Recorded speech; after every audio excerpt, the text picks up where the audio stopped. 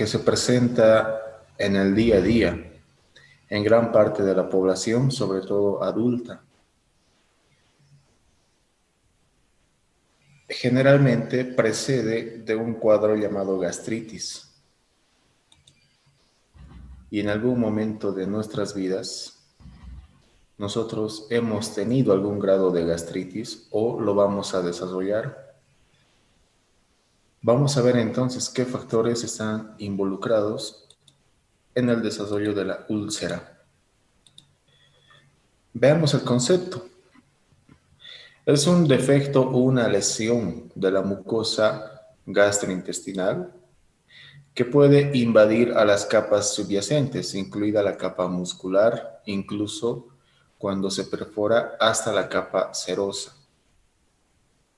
Tiene un componente ácido péptico que lo vamos a desarrollar a continuación.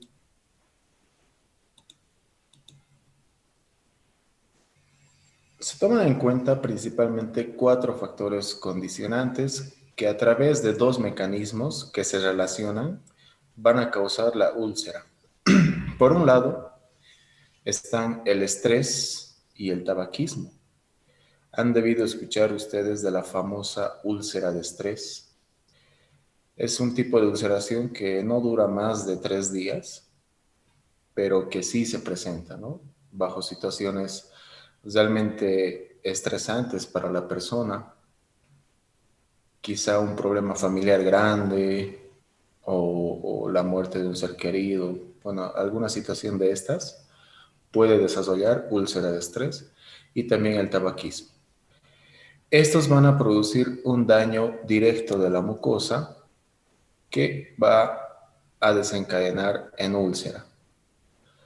Por otro lado, tenemos el abuso de AINES, que también es un factor bien conocido. Y decimos abuso de AINES no necesariamente en el sentido que la persona de forma indiscriminada se administra o ingiere estos analgésicos, sino que muchas patologías crónicas que no tienen cura requieren la ingesta constante de AINES. Y a veces el tratamiento de estas mismas enfermedades puede lesionar y causar una úlcera péptica. Y el componente principal de los cuatro, si tenemos que destacar uno, es indudablemente, ¿qué se llama esta bacteria? Helicobacter pylori. Helicobacter pylori. Muy bien. Presente prácticamente en la gran mayoría de la población joven o adulta joven. Cuando encuentra un ambiente idóneo, esta bacteria empieza a causar la ulceración, ¿no? Pero todos nosotros la tenemos en nuestro organismo. Entonces, ¿qué ocurre en estos últimos dos casos? Se estimula el aumento de la producción de ácido y pepsina por parte del estómago, que va a ir destruyendo a su propia mucosa.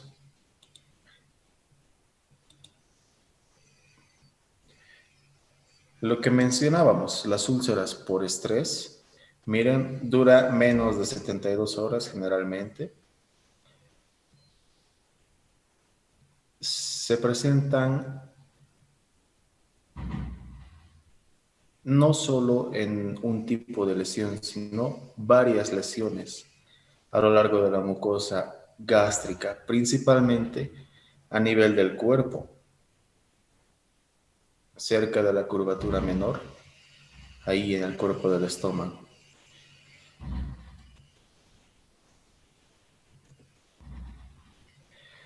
Bueno, de los fármacos utilizados vamos a hablar luego, pero podemos ir ya metiendo a la cabecita la ranitidina, que es un antagonista del receptor H2.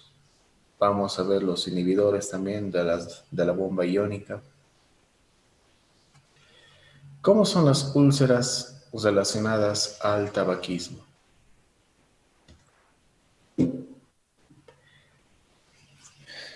Se requiere que el paciente sea o haya sido un fumador crónico y los componentes de la nicotina, por más que se disponga de filtro, no lesionan únicamente la mucosa o el tracto respiratorio, sino también una parte atraviesa el esófago y va a dañar a la mucosa también del estómago.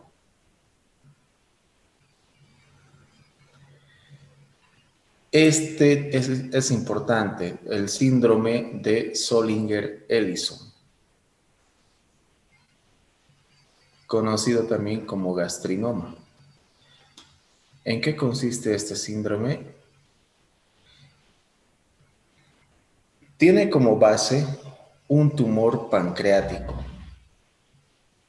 que produce una hipersecreción de gastrina. Ese tumor se conoce como gastrinoma. El tumor es pancreático, por si acaso, ¿sí? Se lo conoce como gastrinoma. Pero, ¿qué es lo que va a condicionar este tumor pancreático? Que el estómago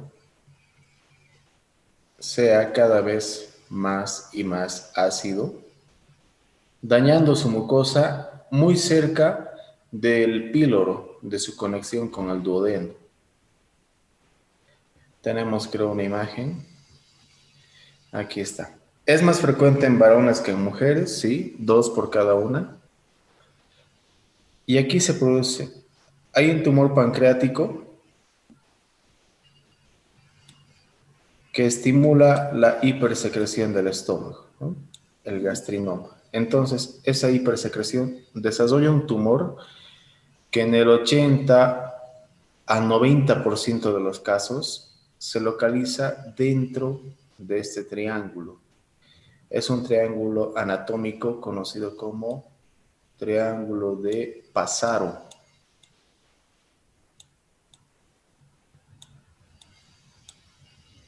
En honor a quien lo describió, un científico americano, triángulo de Passaro. El 80 a 90% de, de las úlceras, ¿sí?, en el síndrome de Zollinger-Ellison se encuentran aquí adentro. ¿De dónde a dónde va? Se forma un triángulo rectángulo se llama en realidad, donde tenemos un punto de partida que es justamente el conducto cístico, como vemos aquí arriba. Miren, el punto del origen del conducto cístico, desde ahí voy a partir y ¿hacia dónde voy? Voy hacia la zona media del cuerpo del páncreas, aquí. Voy a hacer con otro color para que... Bueno, de todos modos ya está esquematizado ahí. Pero miren, desde el cuello del conducto cístico, donde empieza, hacia la parte media del cuerpo del páncreas. De esta dirección, en ángulo recto. ¿Cuánto mide un ángulo recto, chicos? 90 grados. Muy bien. Entonces, en ángulo de 90 grados, este es el ángulo recto. Desde la zona media del cuerpo del páncreas, atravesando por la cuarta y tercera porción del duodeno, tiene que dirigirse hacia un punto que esté debajo del vértice superior.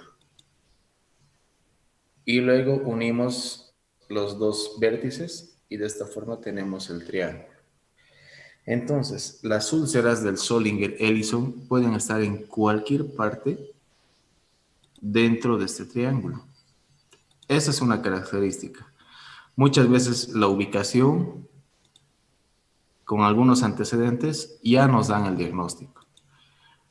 Puede estar aquí en el antro pilórico, en el propio píloro, primera, segunda, tercera porción del duodeno, incluso llegando a abrirse hacia la cabeza del páncreas.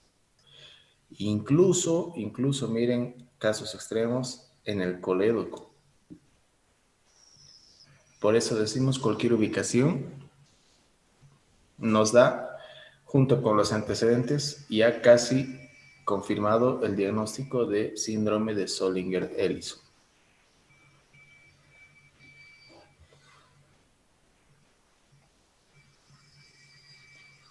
¿Qué otras formas de úlceras se conocen? Algunas producidas por los virus, principalmente de la familia de los herpes virus, ¿no? El herpes simple tipo 1 o el citomegalovirus. Otra también, pero más rara, la obstrucción duodenal de cualquier causa. La cocaína se conoce que produce ulceración, lo mismo que el crack. La radiación también es otro factor, pero todos estos son más raros, ¿sí? Y la quimioterapia, que también, dentro de todos los raros, quizá la quimioterapia es una de las más frecuentes. Por eso se utilizan bastantes protectores gástricos durante las quimioterapias. Muchos protectores, ¿no? Por vía intravenosa. Es realmente un tratamiento muy agresivo, muy deprimente, no solo para el paciente, sino para su familia. ¿Hasta aquí alguna pregunta?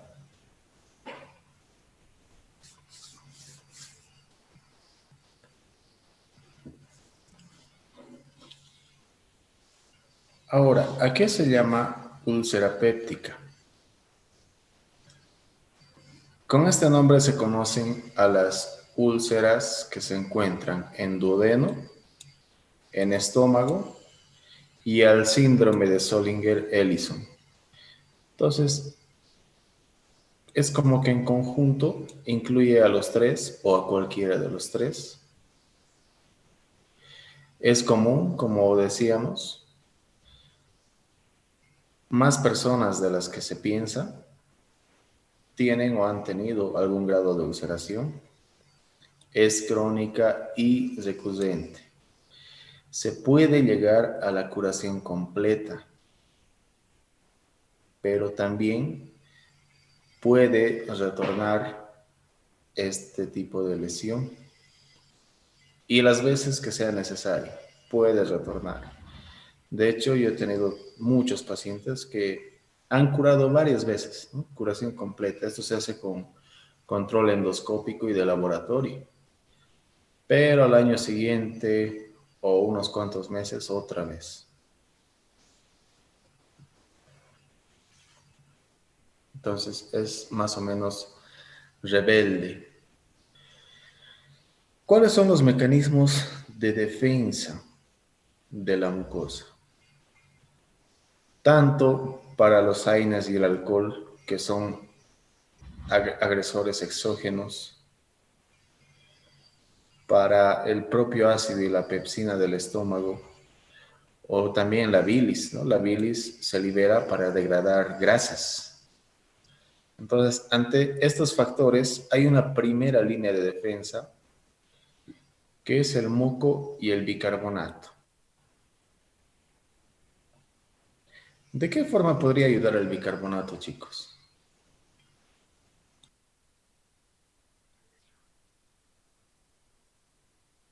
Controla la acidez. Muy bien, muy bien. Recordemos que todos estos van a favorecer a un medio ácido. Entonces el bicarbonato lo va a contrarrestar y neutralizar. Esto de forma natural, ¿no? Sin que hagamos nada. ¿Qué pasa si no es suficiente esta primera línea? Tenemos la segunda línea, que son los antioxidantes, productos del metabolismo, y las prostaglandinas, también derivados celulares, que actúan como mediadores inflamatorios. Ustedes saben que la inflamación puede no ser agradable, pero es buena, funcionalmente hablando. Primero, es un signo de alarma de que algo no está bien. Segundo, el tejido se inflama porque el organismo se está defendiendo. Entonces, tanto la antioxidación como los mediadores inflamatorios van a formar la segunda línea. Y la tercera línea, el flujo sanguíneo. ¿De qué manera participa este? Pues pasa al torrente algunos productos y sustancias. Volvemos a estos primeros cuadros. Al pasar al torrente sanguíneo, pues tienen la opción de eliminarse por vía renal, respiratoria, y de esa manera reducimos el riesgo del daño por estos agentes.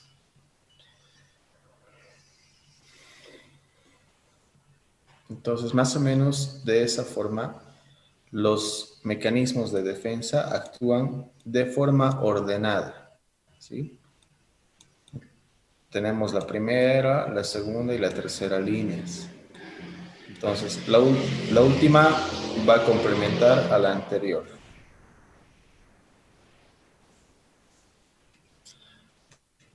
Cuando se ha establecido la lesión ulcerativa,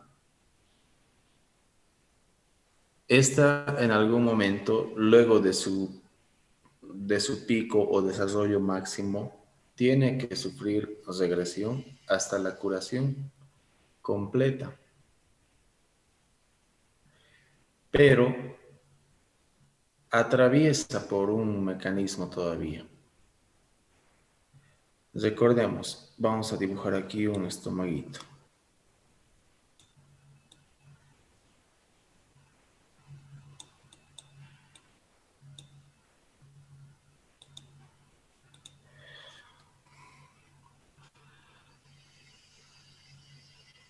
En un medio hiperácido se ha producido una reacción inflamatoria con prostaglandinas, otras citocinas. Entonces, esta lesión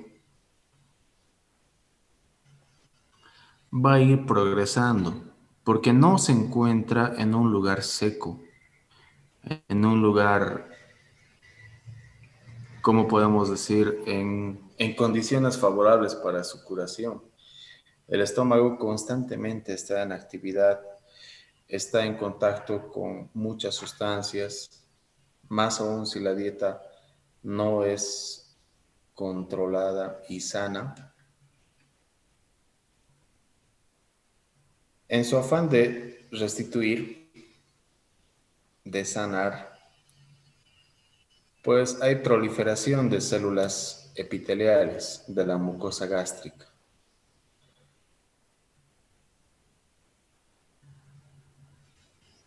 Y se va a formar, vamos a hacer con otro color,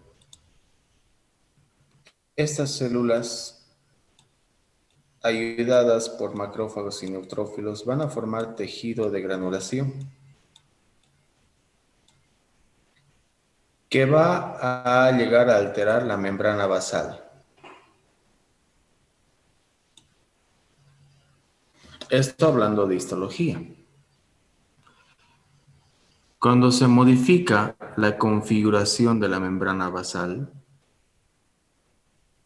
esta lesión inicial se convierte en una úlcera sangrante, activa, y mientras entre en contacto con todo lo que ingiera, pues va a agudizar su sintomatología.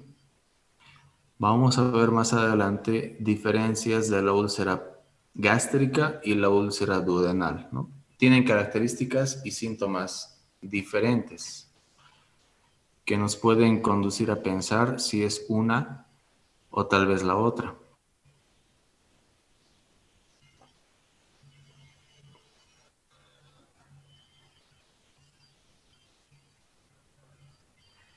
Entonces, ¿quiénes intervienen para la formación de la úlcera péptica? Hemos dicho el infaltable, ¿no? El Helicobacter pylori. Y también puede estar presente o no el consumo de AINES. Entonces, el que no puede faltar es este.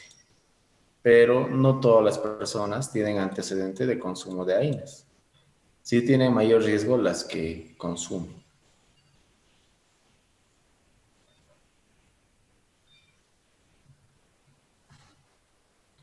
Para la úlcera duodenal, entonces, tenemos un aumento de la acidez,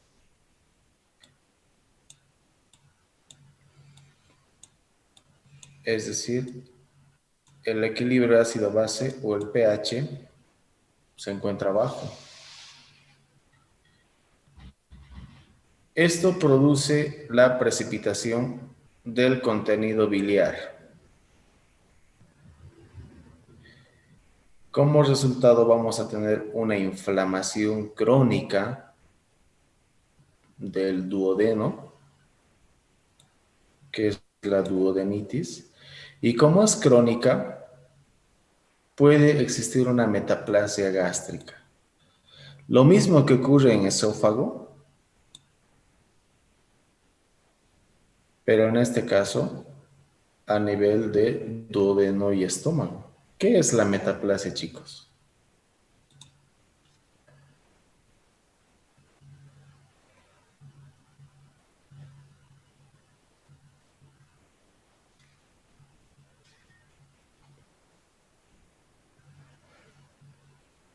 A ver, ¿qué es la hiperplasia?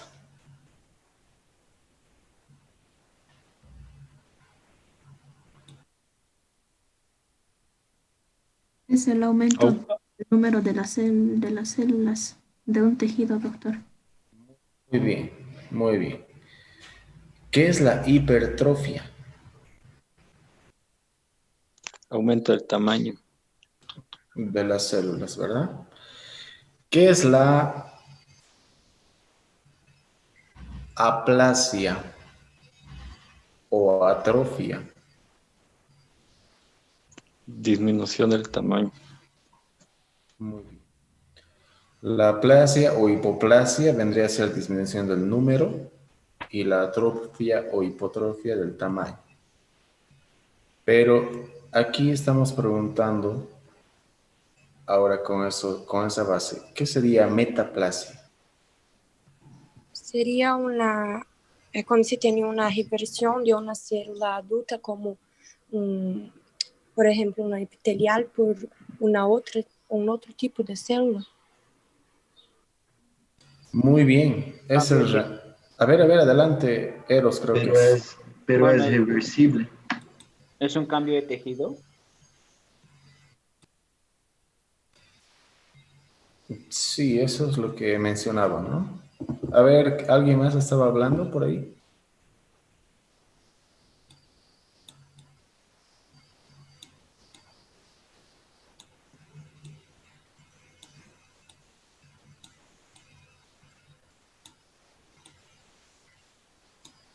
¿Es reversible o irreversible? Reversible. Reversible. Y si no se trata, Irreversible y se torna peor aún. y podría cambiar incluso de nombre a ese nombre que nadie quiere escuchar. Bien. ¿Y cuál es el término de ¿Cuál cáncer? nombre, doctor? Para no estoy anotando cuál nombre. Neoplasia. Neoplasia. Neoplasia. Es el nombre exclusivo para células malignas, ¿no? Igual a cáncer. Entonces, la metaplasia es un mecanismo adaptativo en realidad ante la agresión por algún componente, ¿no? A nivel del duodeno. El duodeno que tiene epitelio cilíndrico ciliado no tiene mucho que ver con el epitelio gástrico, que ni es cilíndrico ni es ciliado. ¿Qué epitelio tiene el estómago?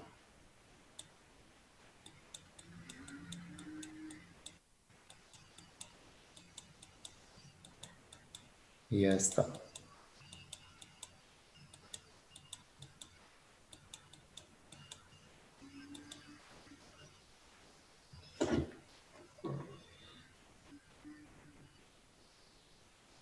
Son epitelios diferentes porque tienen funciones diferentes. Mientras que el intestino delgado precisa mover el alimento gracias a las microvellosidades para ir seleccionando, ¿verdad? Lo que sirve lo absorbe y lo que no lo mueve por los cilios para pasarlo al colon.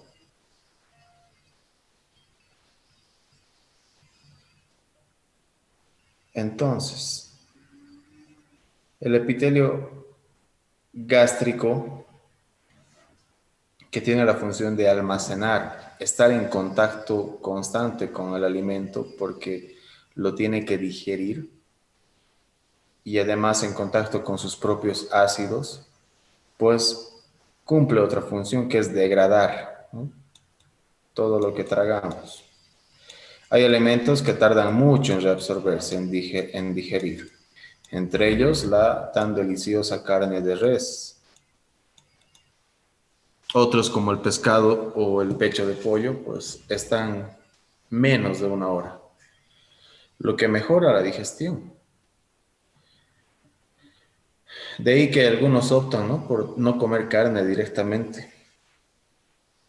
¿Hay algún vegetariano aquí?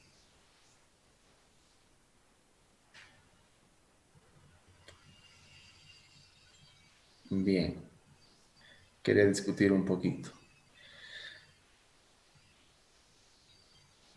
Entonces, esta metaplasia va a aumentar la capacidad de adherencia del Helicobacter pylori a la mucosa duodenal.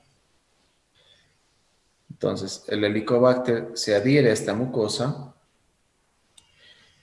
va a disminuir el... ¿Qué es esto?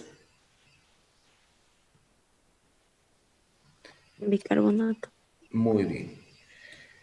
Disminuye el ion bicarbonato que se encarga de contrarrestar la acidez. Entonces, como no tenemos ya el que nos está contrarrestando, los hidrogeniones se van a elevar. Y también aumenta la secreción de gastrina, lo que empeora más aún la acidez. Entonces, todo este medio favorece, como está ocurriendo en duodeno, favorece a la aparición de la úlcera duodenal. La úlcera gástrica, vamos a ver que tiene un mecanismo un poco distinto. Está relacionado con la pepsina. Y este otro era con la gastrina. Primera diferencia. Entonces, el aumento de pepsina, esa es la forma metabólicamente activa, se almacena como pepsinógeno. En la úlcera gástrica puede aumentar hasta 3 veces el riesgo de úlcera péptica en el estómago. Hemos dicho que el término péptica era para 3 entidades, ¿no? Estómago, duodeno y Zollinger-Ellison.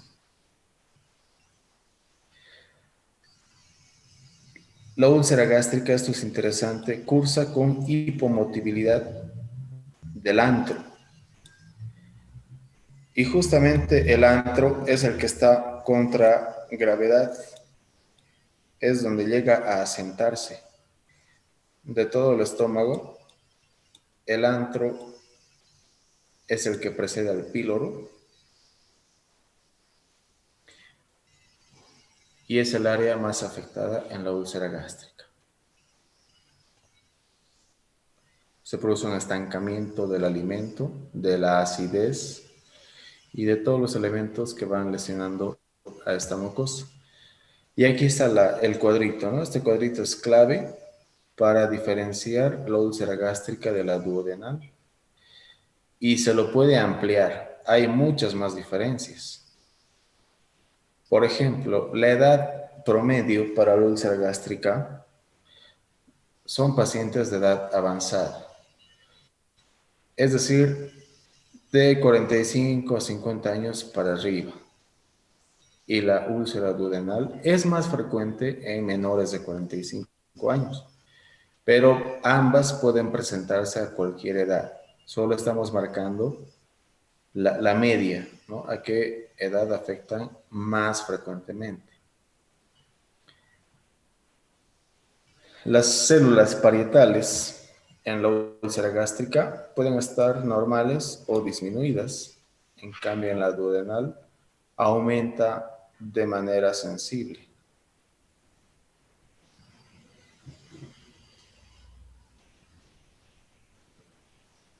Y me van a completar, hay como 5 diferencias más. Este cuadrito, todo lo que son tablitas, los dejo siempre para ustedes. ¿Sí? Esto es como un resumen de la diferencia entre las dos úlceras.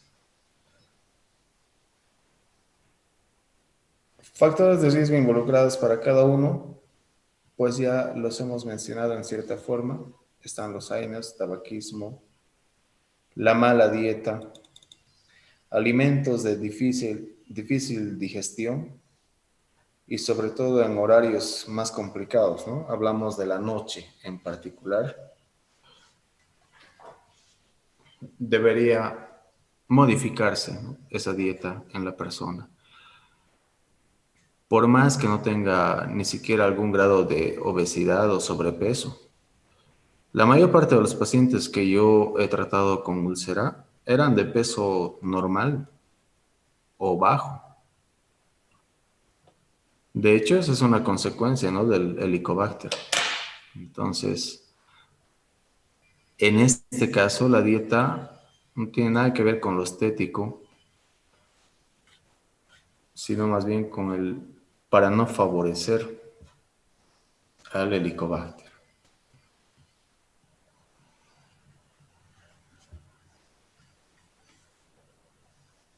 Ese es el mecanismo por el cual los AINES predisponen y aumentan el riesgo de aparición de úlcera péptica. ¿De dónde provienen o qué es lo que hacen? Vamos a tener al ácido araquidónico, que es un ácido, es la molécula madre, por así decirlo, de las citocinas de origen lipídico. Estas citocinas que estamos viendo aquí, prostaglandinas, tromboxanos y leucotrienos, son de origen lipídico. Hay otras citocinas que son de origen proteico. Por ejemplo, las interleucinas, el factor de necrosis tumoral del que tanto hablamos, son de origen proteico. Aquí tenemos las de origen lipídico, hemos dicho. Entonces, a través de dos vías se pueden formar estas. A través de la ciclooxigenasa, donde tendremos a los derivados prostaglandinas, ¿no?, y los tromboxanos. Y por la vía de la lipooxigenasa, los leucotrienos. ¿Qué hacen los AINES entonces? ¿A qué nivel van a intervenir los AINES?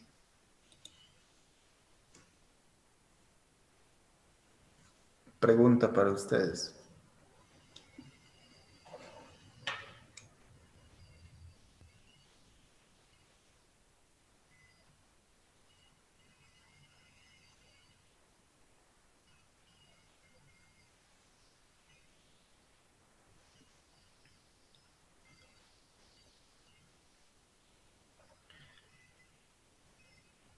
En esta pandemia se ha hablado mucho de AINES.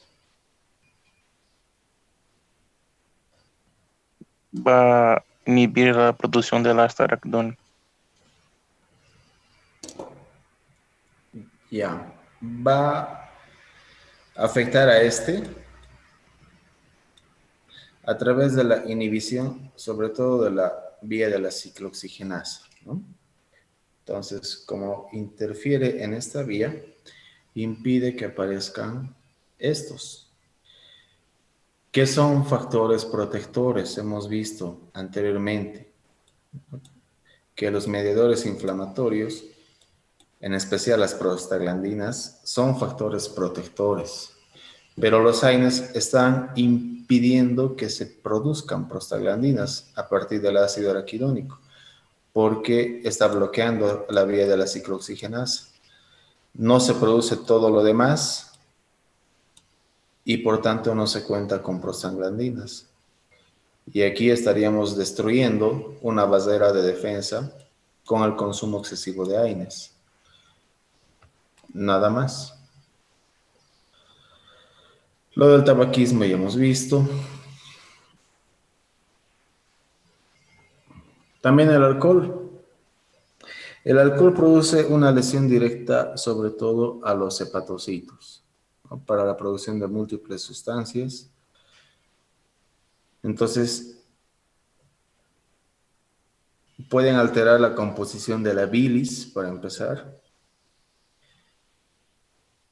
y la alteración del compuesto biliar también predispone a la acidez. De la dieta ya hemos mencionado, ¿no? Evitar alimentos de difícil digestión, sobre todo en la noche. Peor si son personas de metabolismo lento. ¿Cuál es la dieta ideal a nivel general? O sea, sin importar las condiciones del organismo de cada persona.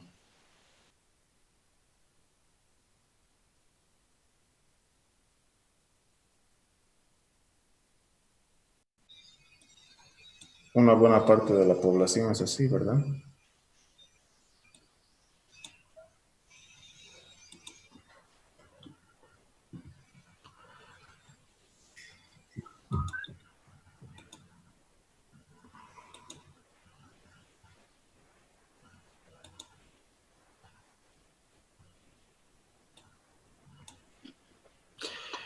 Entonces, una de las mejores dietas, si no la mejor desde el punto de vista metabólico, es la que llamamos dieta del pollito. No porque se come pollo solamente, sino que hay que comer varias veces. Nos han enseñado, ¿no? 3 comidas al día. En realidad son como unas 7 comidas al día, pero en porciones pequeñas.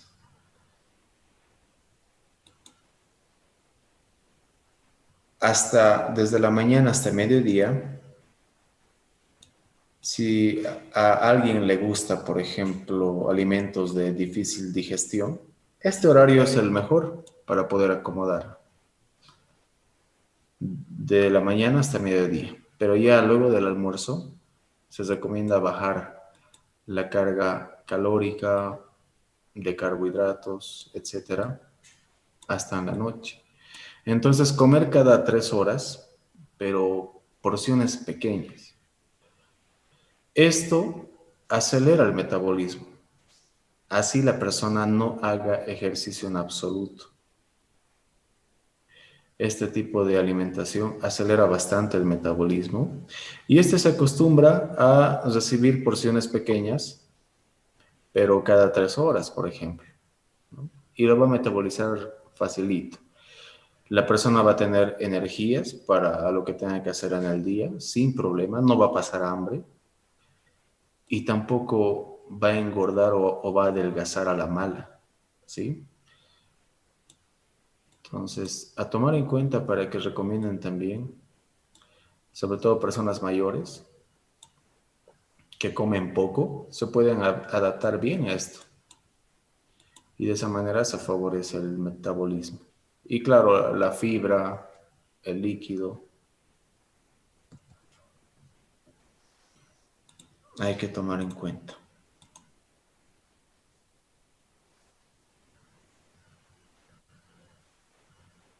Bien, esto de factores psicológicos, pues depende de, se acomoda a cada persona. No todos asimilan la información de igual manera. De hecho, algunos, ustedes le dicen como médico, ¿no? Usted tiene esto, señor. ¿Qué voy a hacer? De algo hay que morir, dicen. Están aburridos de su propia vida. Y otros se asustan demasiado, ¿no? No, no puedo creer yo, ¿cómo voy a tener úlcera, etcétera?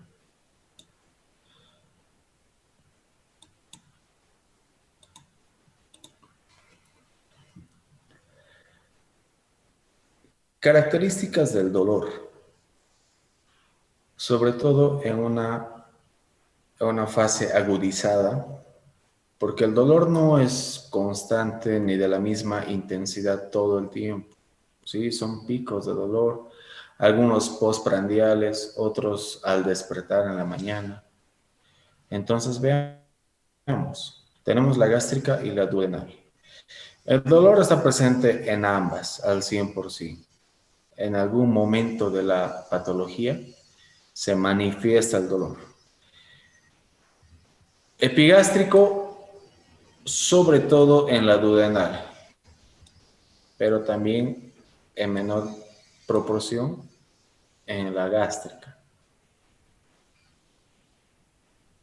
Esto tiene, ojo, vamos a poner aquí, en relación con los alimentos. Si alguien les pregunta cuál de las úlceras es la que duele después de ingerir alimentos, ¿cuál dirían ustedes?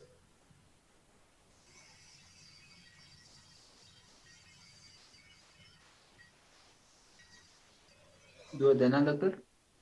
Gástrica. Por eso es inmediata. Ingieres alimentos, inmediatamente duele. Y la duodenal no tiene mucha relación con los alimentos.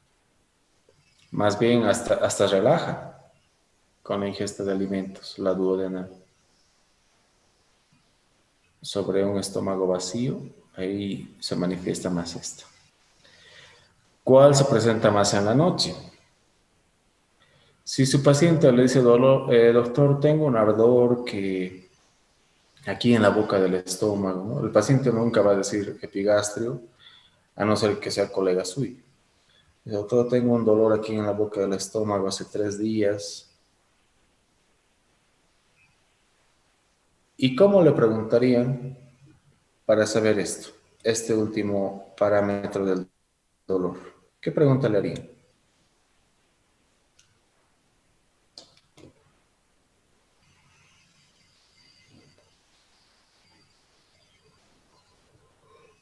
Bien. A ver, Eros, dame 2 números, por favor. Eh, bueno, el 11 y el 18. Ya. El que no me responde muere. No voy a aceptar que me digan mi micrófono estaba mal, mi internet. Quien no me responde muere. 11, Hugo Marcelo Salvatierra. 18, me has dicho, ¿no? ¿El otro? Sí, 18, doctor. Ya, aquí me sale Margot Wilka.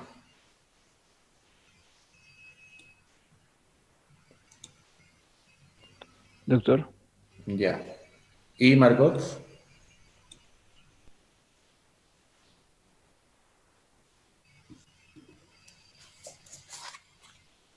En serio, yo no voy a estar hablando solito todo el tiempo. Ya, Margot, tú eres la doctora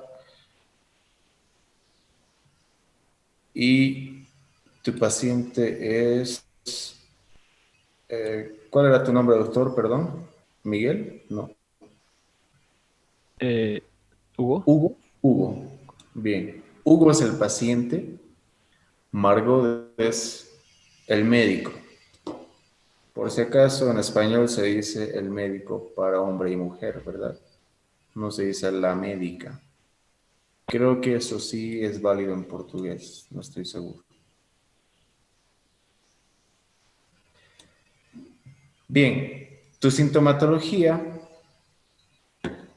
Hugo, es la de una úlcera gástrica. Está bien, doctor. Entonces, puedes utilizar cualquiera de estos, pero las preguntas, la anamnesis te va a hacer Margot. Entonces, Margot, tienes que llegar a este diagnóstico, pero queremos ver y escuchar en este caso la anamnesis, ¿no? Adelante, por favor. Desde los datos personales sería, doctor. No, directamente la enfermedad actual o desde el motivo de consulta si quieren, ¿sí? Desde el motivo de... Sí, motivo de consulta y enfermedad actual, nada más. Vale. Entonces, ¿sería yo la que comienza? Sí, sí, están en una consulta y adelante. Buenos días, soy la doctora Wilka. ¿Cuál es su nombre? Perdón. Buenos días, doctora. Mi nombre es Hugo Salvatierra. Disculpe, ¿cuál es su motivo o el motivo que le aqueja para poder ingresar a la consulta? Bueno, tengo un dolor aquí en mi estómago, aquí arriba de mi estómago, en la parte superior de mi estómago. No se me duele mucho. Ya, entonces tienen dolor en el estómago. Sí. Eh, ¿Tengo que hacer las preguntas, doctor? Sí, una anamnesis, como si estuvieras en el hospital. Sería como preguntarle todo lo que es al paciente, ¿no? Nada más, ¿verdad? ¿O es que tengo que anotarlo, escribirlo? Si te sirve anotar, pues anótalo. O sea, quiero que hagas la anamnesis, cómo te desenvuelves, ¿no? Cómo preguntas, según lo que te diga tu paciente. Está bien, el día te ha dicho dolor, no te ha dicho epigástrico, pero hace En- pensar que es epigástrico, ¿no? Sí, como Sí, paciente, doctora, no como Sí, colega. sí, está bien, está bien. El paciente no tiene la obligación de saber la terminología. sí, ya. Hugo, ¿desde cuándo tiene este dolor? ¿Hace cuánto? Bueno, he sentido este dolor más o menos hace una semana, ese dolor. Hace una semana. ¿Y cómo es este dolor que usted siente? Bueno, ¿Le quema? ¿Le arde? es un dolor ardiente, la verdad. O sea, me arde. A veces cuando siento fuerte me arde. Como le digo, aquí en la parte superior de mi estómago. Ya. ¿Ha tenido náuseas? Sí, me he sentido algo débil y me daba náuseas, incluso llegaba a tener vómitos. Vómitos igual. Ya. Sí. Eh, ¿Qué más? ¿Diarrea? No, la verdad no, de diarrea no. No, no tuve diarrea, nada. Ya. Em, a ver, ¿qué más le podría preguntar? ¿Fiebre? ¿Ha tenido temperatura tal vez? No, tampoco. Ya. A ver. Un ratico.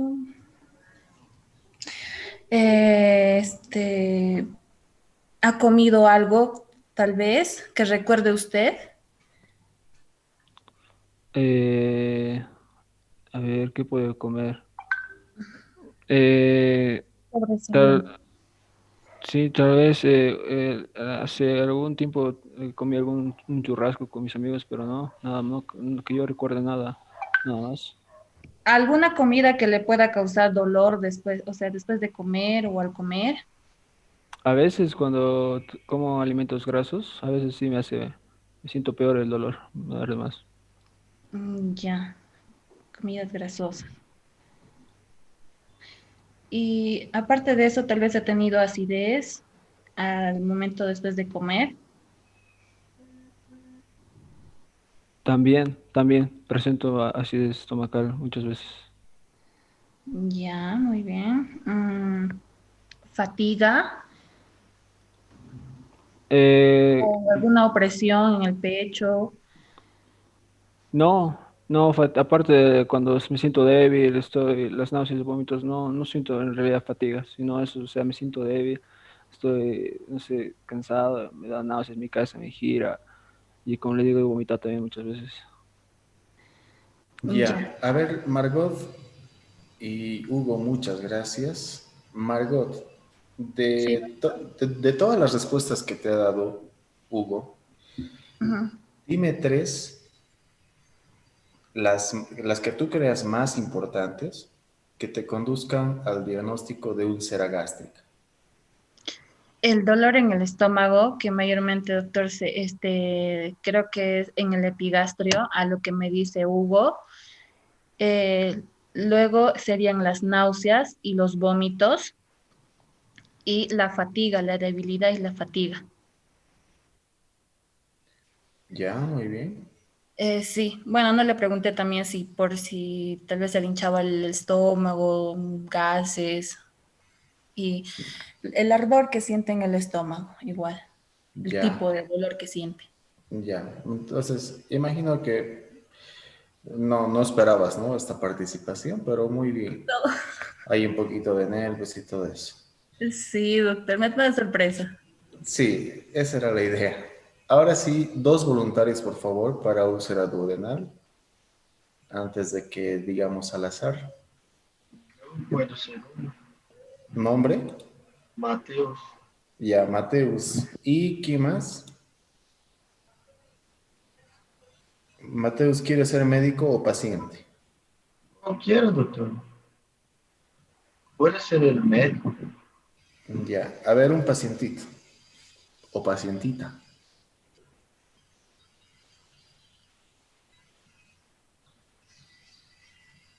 Dame un número, Mateus. 12. 2, 4, 6, 8, 10, 12. Noemí Litsi. Sí, doctor. Aquí, doctor, ¿me Ya. escucha? Sí, sí. Entonces, tú vas a ser su paciente. Vas a sacar los síntomas de la úlcera duodenal. Los puedes redactar como tú gustes. Eres paciente. Y Mateus va a ser la anamnesis. Entonces, igual, motivo de consulta y enfermedad actual, por favor.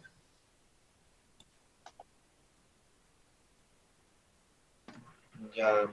eh, Buenos días, yo soy el doctor Mateus. ¿Cómo te llamas? Noemí, Noemí me... ¿Cómo no está bajo? No escuché, perdón. Un Mi nombre es poquito. Noemí. Eso, gracias. Eh, ¿Cuál motivo viene ao consultório? ¿Qué quejas tiene? Dolor en el estómago.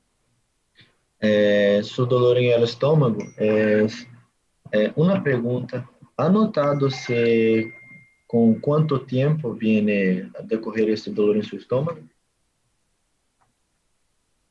Unos 2 días. Hace Dos dos días. días ya. Pero este dolor tuyo viene al comer o viene después de comer o tarda un poquito. Después de comer, después de las comidas. Después ya, ¿y ha notado si se pasa más en el día o en la noche? Eh, de las noches. ¿Ya cuando se va a echar en la cama o ya después Sí. de la cena? Después de la cena. Ah, ya, bien. ¿Y tiene algún reflujo, una quemación cuando comes o no presenta eso? Mm, acidez. Así. Sí, como eso, cuando comes, se viene algún ácido, se siente un gusto medio ácido en la boca. Y un sabor ácido. Ya. Y ha notado se, no ha notado porque se baja de peso, no ya como se hace 2 días solo. Tá? Para mí eso ya, doctor, ya es un cuadro. Tengo ¿Qué más? A ver, algo. eh, sensación de pesadez estomacal. ¿Cómo? Sensación de pesadez estomacal, me siento llena. Ah, ya, no, no tiene apetito. Sí, Ya. Para mí eso ya, doctor, es un padrón de úlcera duodenal. Ya, ¿cuáles son tus tres signos o síntomas entonces, Mateus? Para mí, como es úlcera duodenal, usted habló que presenta más en la noche, después de la cena, porque a úlcera gástrica, así que ya comes, ya sientes una queimación. Y para mí igual la pirosis, ¿no? Que es como si fuese una queimación que presenta. Ya, la pirosis es más marcada. Sí. Ya, bien. Les voy a dar un tip, chicos, un patrón muy interesante. Miren, podemos relacionar los síntomas. Por ejemplo, esto de presencia por la noche en la úlcera duodenal está tan marcado que incluso, aunque no vaya a cenar el paciente, lo puede despertar el dolor en la madrugada. Hay casos donde el paciente le dice, doctor, me ha ardido tanto que me ha hecho despertar el dolor, he tenido que ir a buscar comida. Aumento del apetito, ¿no? Aquí está. Como tiene apetito, no hay pérdida de peso. Y además, la úlcera duodenal alivia con el alimento. Duele más sobre estómago vacío. Entonces, por eso se relaciona todo esto, ¿no? El paciente tiene hambre por dos cosas. Porque el comer le hace bien y porque en estómago vacío pues le quema más. Entonces, por eso hay aumento del apetito y busca comidita. A veces en la madrugada, ¿no? Porque el propio dolor es el que le despierta. Entonces, a veces hay relatos bien interesantes de los pacientes, ¿no? Que si ustedes conocen esta tablita, la van a relacionar muy bien. Esto de la pirosis, algunos pacientes, sobre todo estos de escasos recursos, no entienden, ¿no? Que, o sea, cómo definir la acidez. Le dice, ¿a qué se refiere con acidez, doctor? Entonces, si no entiende, ¿cómo podrían preguntarle ustedes buscando este síntoma? Se tiene reflujo, se tiene queimación y el trato cuando come se queima, se tiene queimación, porque es un reflujo, ¿no? De ácido. Sí. También podrían preguntarle si siente la boca con mal olor, ¿no? Por este reflujo. Si el paciente está eructando, el eructo es una manifestación en la pirosis. Si eructas con el sabor a la comida, sí, doctor, lo que he comido siento ahí en mi boca y no me gusta eso. Entonces, eso es más significativo en la úlcera duodenal. En la úlcera gástrica no hay mucha pirosis. ¿Sí? Entonces, esta tablita clave, por favor, para diferenciar úlcera péptica duodenal de la gástrica. ¿Cuál duele en ayunas, por así decirlo? En ayunas, la duodenal. La duodenal. ¿Y cuál duele con el alimento? O sea, más bien el comer duele más, la gástrica. Por eso el paciente deja de comer, tiene anorexia y pierde peso, porque el comer le duele. Entonces, ¿notan esa relación que hay en los propios síntomas del paciente? Bien, el tratamiento. Directamente lo que utilizamos aquí en nuestro medio, el tratamiento básico, consta de tres cosas. Buscando la curación. ¿Alguien conoce por si acaso? Pregunto esto antes de yo decirles. Son tres medicamentos que se utilizan.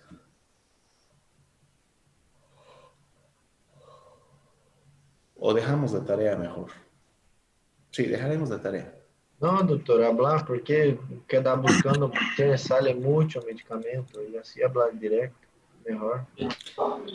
La investigación es una parte del aprendizaje, Mateus.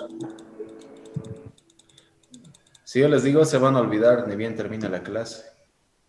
Si ustedes buscan, hay menos chance que se olviden. Ya, son 2 antibióticos y un protector, lo que se utiliza aquí en Bolivia en general. ¿Es el mismo para el tratamiento de Helicobacter pylori o no? Sí, sí, porque tenemos que erradicar a la bacteria. A ver, ¿cuál sería, Mateus? No, doctor, es porque Omeprazol. Y yo ya, me recuerdo que es. nuestro protector sería un inhibidor de la bomba de protones. Omeprazol, ahora si tiene plata su paciente, lansoprazol es más fino, mejor absorción y más tiempo de protección. O pantoprazol. Todos vienen en cápsulas. Ya, otro. Los 2 que quedan son antibióticos. Claritromicina. Muy bien. La claritromicina. La amoxicilina. Y la amoxicilina. Ya, ¿cuáles serán las dosis? En adulto, ¿no? Todo hablamos en adulto.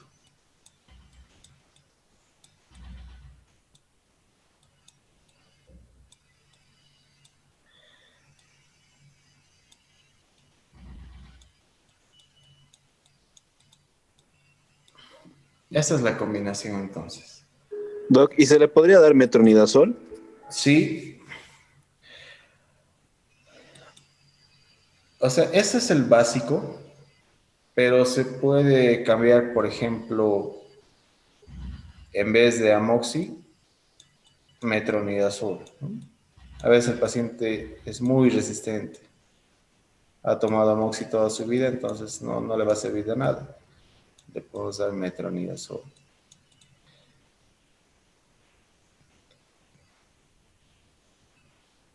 Ese es el esquema que hay que dar durante 14 a 21 días. 2 veces al día, sin fallar. Es decir, cada 12 horas, ¿no? Al cabo de los 14 días, se solicita el laboratorio buscando Helicobacter pylori. Si se ha erradicado, hay que continuar con medidas generales, ¿no? Una dieta sana, bastante líquido y ejercicio en la medida que se pueda. Si persiste el Helicobacter, de seguro es que ha bajado, ¿sí? La cantidad, ¿no? La carga bacteriana. Si no se ha eliminado, de seguro que ha bajado. Sería extremadamente raro que después de 2 semanas no haya ningún resultado. Entonces se puede continuar una semana más. Y ustedes dirán, pero si estamos dando antibióticos, eso no le va a hacer nada. Por eso están los protectores. Y mejor que el omeprazol son el lanzo y el pantoprazol, ¿no? Son más finos, pero también son un poco más caritos. Entonces se continúa una semana más y se puede, o sea, se pide otro resultado de laboratorio. Si se ha eliminado, pues ha curado el paciente. Pero hemos dicho, puede volver de aquí a meses o al año siguiente.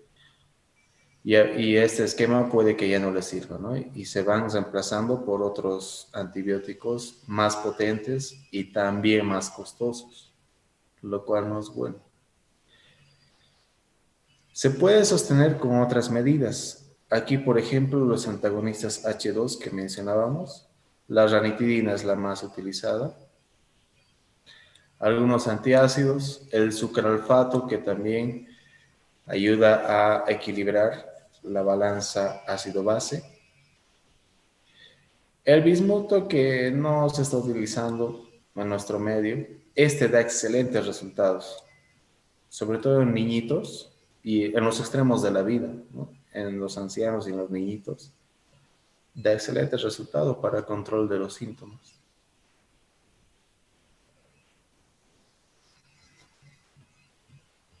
Y pues eso, aquí ya está descrito lo que hace cada uno, que es más fármaco, entonces lo dejo para ustedes. Y eso es todo. Ahí termino. No se olviden, por favor, nuestro examen es el día jueves, me dicen. Mantenemos.